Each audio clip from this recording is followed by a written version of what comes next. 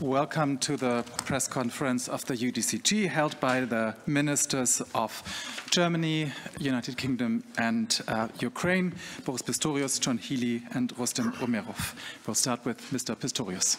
Thank you, John, Rustem, ladies and gentlemen. I'm happy that we have come together for the Ukraine Defense Contact Group meeting here in Brussels. It's the 27th already. As you know, the UDCG is where Western partners organize their military support of Ukraine. This is the first meeting co-chaired by the United Kingdom, my friend John Healey, and Germany. John, I think we did a good job this morning. We were able to make major progress today. And I'm impressed and grateful for the announcements and pledges for the support packages from partners around the world. This will have an impact on the battlefield for sure already this year. And the UDCG, this coalition, has proven that it is vibrant, willing and capable to act. The situation in Ukraine. Let us first take a look at the situation in Ukraine. Russia is continuing its attacks against Ukraine with unabated intensity. This week only, Russia launched several devastating strikes, including on a Ukrainian residential area. Many people were killed, including 9 children. Russia sent out its drone swarms to target Kharkiv in the east and Dnipro in the south, and once again, Kryvyi Rih was attacked. These acts of aggression demonstrate Russia is still not yet interested in peace. Ukraine needs a strong military, and only then can the negotiation process lead to a just and lasting peace. You are aware that we are strengthening Ukraine in many different ways.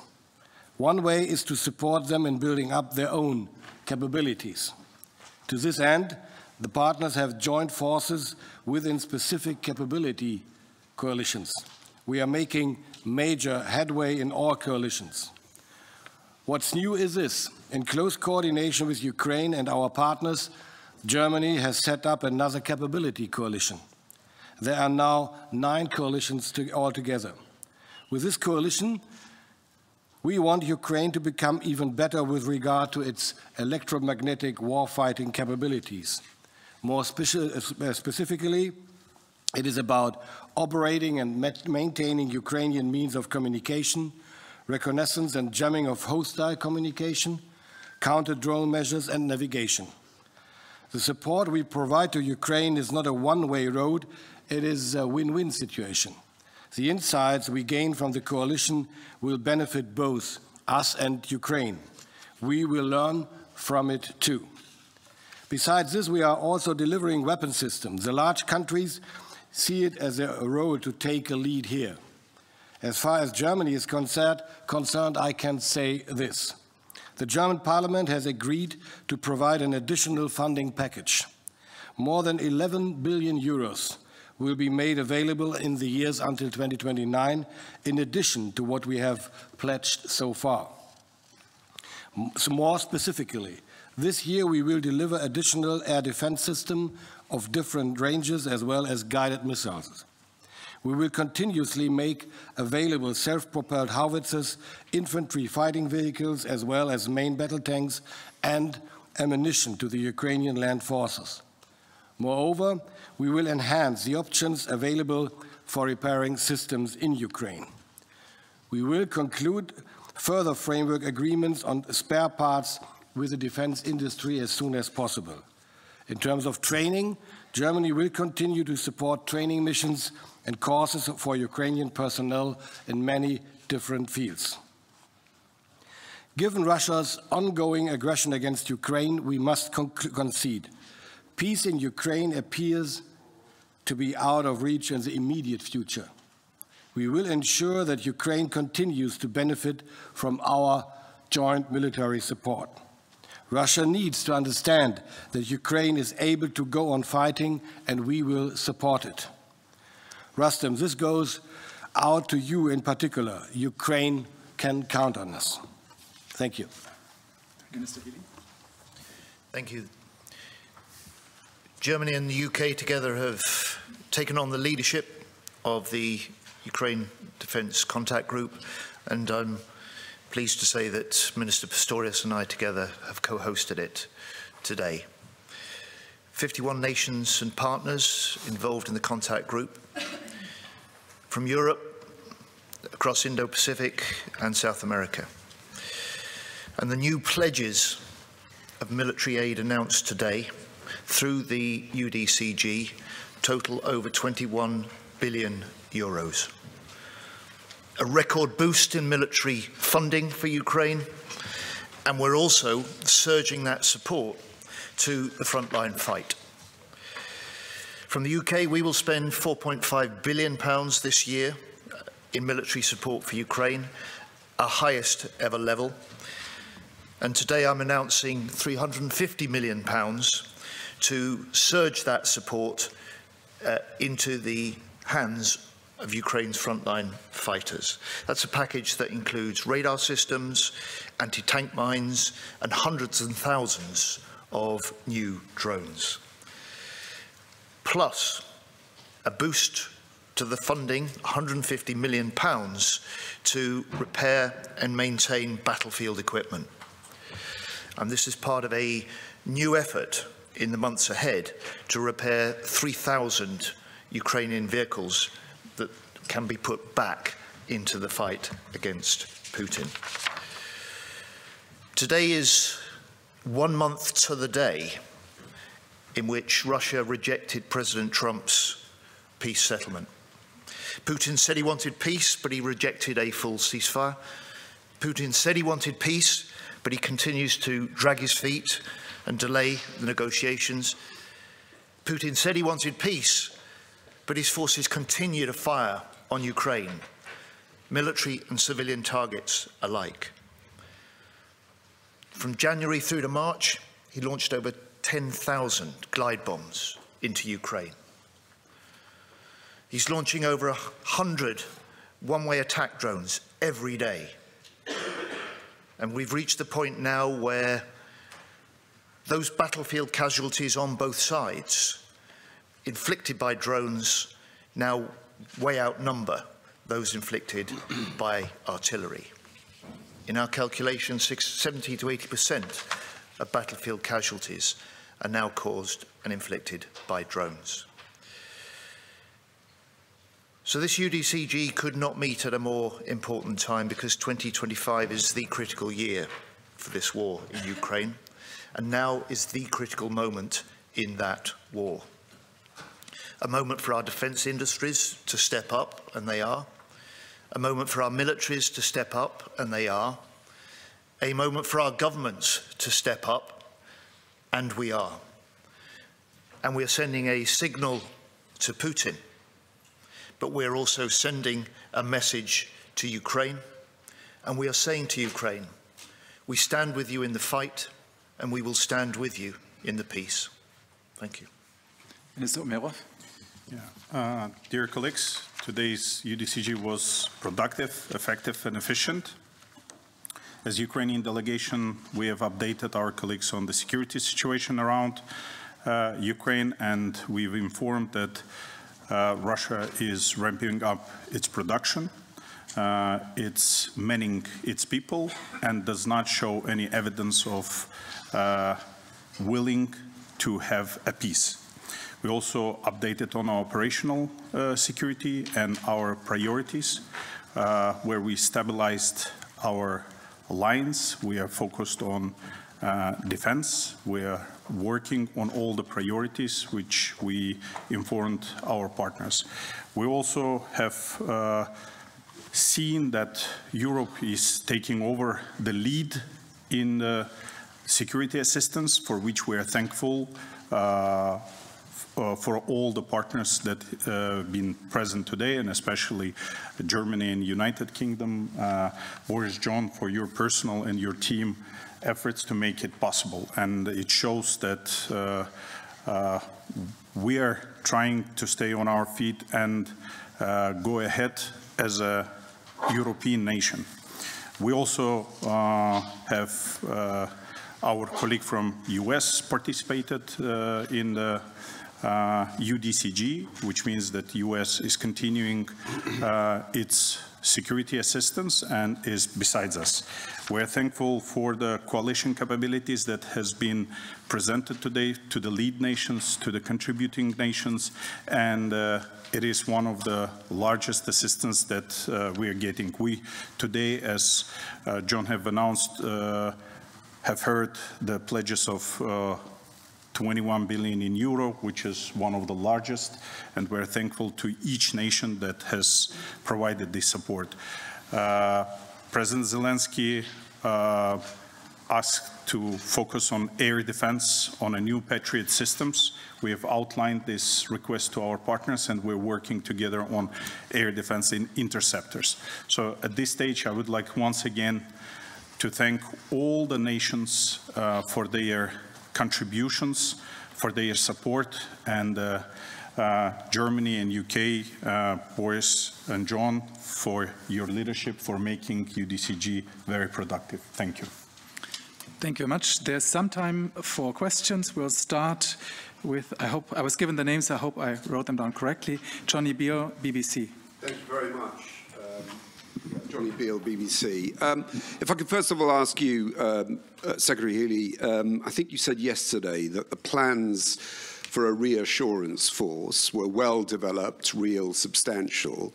I asked Kaja Kallas, the EU Foreign Chief, Policy Chief, this morning if she was any clearer about those plans, and her one-word answer was no. I mean, she strikes me as quite a smart woman, and you strike me as a smart man. I'm just not quite clear as to how she could come out unclear about these plans when you seem to suggest, in your words, they're well-developed, real and substantial. So if you could address that, I'd be grateful. Minister Pistorius, if I could ask you, I accept that today the US Defense Secretary joined virtually, but the fact is that President Trump's special envoy to Ukraine got on a to the war, got on a plane, has gone to the Kremlin. He's flown there. The US Secretary of Defense did not come here physically. Doesn't that tell us everything we need to know? That it is more important for the US to get a deal with Russia than it is to show solidarity and support for Ukraine. Do you think those are the right priorities? And then finally, Minister Umjerow, if I can ask you, you talked about continuing US support. None of us are clear as to what the US, this administration, is doing. We know that there is still some of the weapons that the Biden administration promised that are coming through to Ukraine. But has this administration given you any additional support? Thank you very much. Kaja Kallas is an outstanding European leader. The European Union has played an important series of roles in supporting Ukraine and putting pressure on Russia since its brutal illegal invasion was launched in February 22. Our planning is indeed for the coalition of the willing, real, substantial, well advanced. The European Union is not part of that planning. But she still didn't know That's at the end of the meeting. That's the answer. Well, in terms of the participation of Pete Hegseth virtually or physically here in Brussels, it's not a matter of priorities. I think it's a matter of schedules. As far as I'm informed, he just came back from a several days lasting trip around the world, more or less. And we had some other ministers not taking part today too, because they had other schedule obligations too. So the most important fact was that he took part. He addressed the auditorium with some, I would say, interesting and correct assessments, considering what Europeans have been doing since the beginning of the year and have done before. And I think this is the most important fact about that. And in the future, in the weeks to come, we will see what's going to happen with a US participation, with the US support. I am not able to have a look in the crystal ball. We wait and see. And what I have been saying during the last months too is we should better look on our own and to do what we have to do and we can do. And this is what we are doing now. We take on more responsibility as Europeans and NATO as Europeans together with UK. We do whatever we can do to support Ukraine as long as it takes. And I think today was a quite impressive evidence for what we are able and willing to do. And this is what counts, not whether a minister takes part physically or virtually. Yeah. US is our prime partner for both Ukraine and continental Europe or Europe as a whole. The US has told us after the new administration stepped in that they will be besides Europe, besides Ukraine, but their focus will be in Asia Pacific or in the Pacific. They're still participating in UDCG. They are providing us security assistance, and they took a lead in a peace initiative, which they are focused. And Ukraine have supported President Trump's peace initiative and participated in several occasions where US team has got all 100% of support from Ukrainian team. So at this stage, I say it's a share of responsibilities that European partners are taking the lead. US is besides us and focused on the peace, and we're working together. Our job is to make it happen. Thank you. There's time for 2 more questions. Isabel Schäfers, ZDF. Good afternoon. One question to Minister Umjerow. You already mentioned that you needed more air defense. I would like to know if you could give us some more insight on what exactly you requested today and how you assess the willingness and also capabilities of your partners here to deliver exactly that and quickly. Yeah, integrated air and missile defense is a challenge in the world where Russia strikes daily hundreds of different missiles from cruise, ballistic, hypersonic, and kamikaze drones. So there are systems that can take the ballistic missile, that there are systems that are working on a new generation to make capability grown up. So at this stage, we're working with our partners to find additional Patriot system, additional new systems, and today, thanks to our partners, that there are commitments, and Germany is leading the integrated air and missile defense capability coalition, and there are commitments from Germany to assist us, and from other countries as well. So we will find solution to it. But air defense is a problem all over the world. So at this stage, we're doing maximum as we can to deliver it as fast as we can. And I announced today that Germany will relaunch our IRAD, which we started first time last year, to collect money from all over the world to be able to procure more systems for air defense and to increase and to give an impact to the industry to produce more. That's what we've done 1.5 years ago, and we will proceed and we will continue with a relaunch of that initiative as soon as possible. And the final question goes to Mr. Gutschka, Frankfurter Allgemeine Zeitung.